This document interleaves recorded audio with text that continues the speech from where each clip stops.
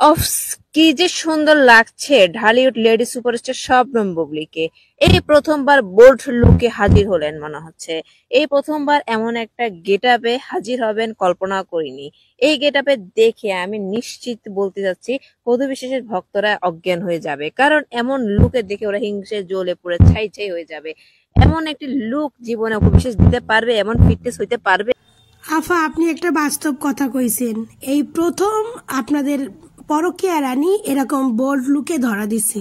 আগে তো কোনোদিনও তার এইরকম রূপ দেখি না, এই প্রথম দেখছি। এটা একদম হাসা কথা কইছেন। আর আপনি যে বললেন যে কদু মাসির ভক্তরা জল্লা পুড়ে যাবে, কদু মাসির ভক্তরা না বুবলিরে আপনার পরকীয়া মাসিরে নিয়ে চর্চা একটু সমালোচনা কমই করে, এগুলো আপনারাই বেশি করেন।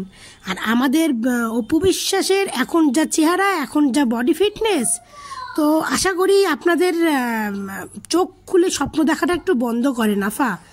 আপনাদের আপারে লুকসটাই সুন্দর লাগছে।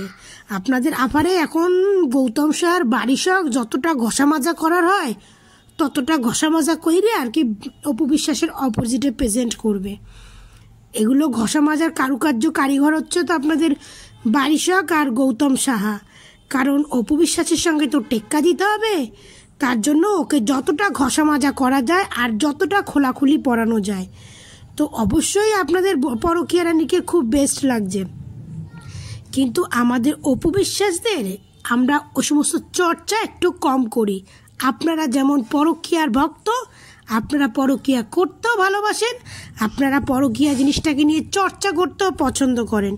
তো ঠিকই বলছেন, আপনাদের পরকীয়া রানীর তো কাউকে পটাইতে হবে, আমাদের অপু বিশ্বাসের তো কাউকে পটাইতে হবে না। এই জন্য